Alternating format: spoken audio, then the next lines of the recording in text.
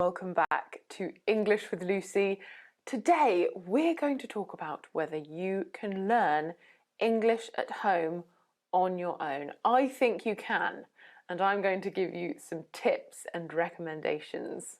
It's a pretty weird time, isn't it? A lot of us are suddenly having to spend a lot of time on our own at home, but this does not mean that we have to put a pause on what we want to achieve, like learning a language. It is possible to continue learning a language on your own at home, and I'm not going to talk about all of the tried and tested methods like watching TV shows, movies with subtitles, listening to the radio. I've mentioned all of that before. These are new tips that are more relevant than ever before. Let's get straight into it. The first one is free conversation classes. If you want to learn to speak a language, you are going to have to practice conversing. I reached out to some of my students that I consider to be very, very successful, and I asked them what they are doing during lockdown. The one activity that came up time and time again was online conversation classes.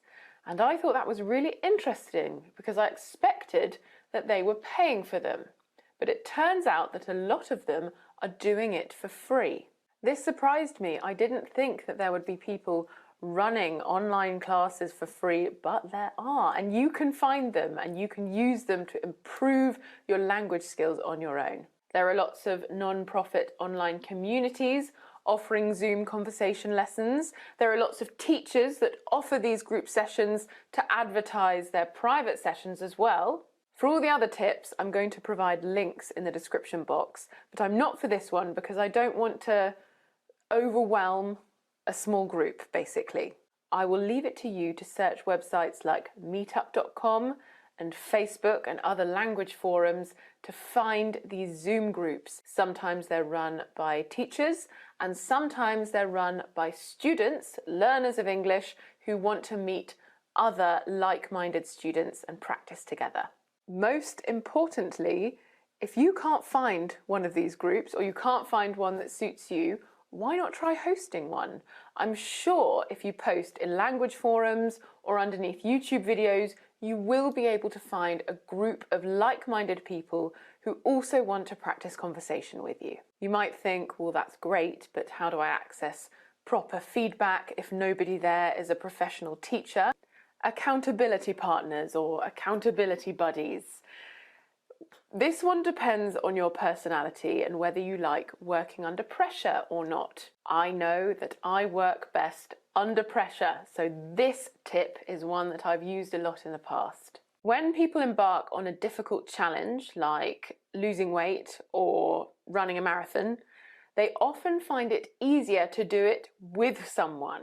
Somebody that's going to act as an extra push of motivation, because sometimes if you don't feel like doing something but you see someone that you're close to doing that thing, it pushes you and it persuades you to do what you don't necessarily want to do. This applies to me. If I see my fiance Will doing lots of exercise and going to the gym, I feel far more inclined to join him. You can do this with language learning too. You can find an accountability partner. I bet there's a nicer name for it, English buddy or something like that, or a motivation mate.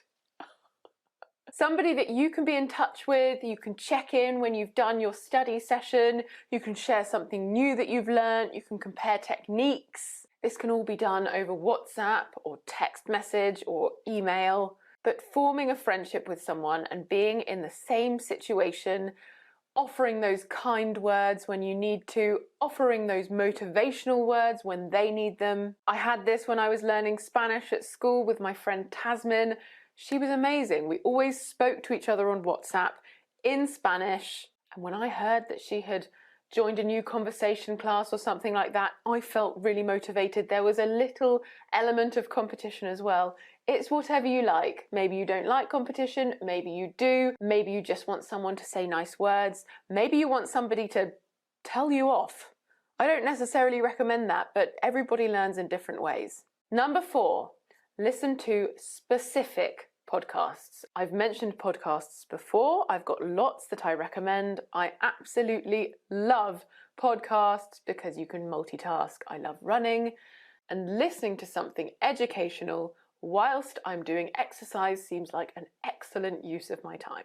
If you want to improve your listening and pronunciation, the most amazing way to do it is to listen to a podcast whilst reading the transcript at the same time. I always recommend that with audiobooks, but I'm focusing on podcasts today. What I'm talking about is something that I think all podcasters should do: adding transcripts to your podcasts. It's great for language learning. It's also so important for accessibility. If you're hard of hearing, you're missing out on a lot if there aren't transcriptions provided. There is a fantastic website that I've found that nearly solves this problem. I think many of you will find it very, very useful indeed. If there is a podcast that you like, one of the popular podcasts that does not provide transcriptions, there is a website called Podscribe. I'll put all the links in the description box. But basically, because there is a cost associated with generating transcriptions, this website offers you the opportunity to pay for a transcription to be generated. It's often between $5 and $7 per hour-long episode. Once you have made that donation, those transcriptions are then there available for everyone. So it's a real community thing. If 500 people just made that one donation, then there are podcast transcriptions for 500 episodes out there. I really recommend taking a look.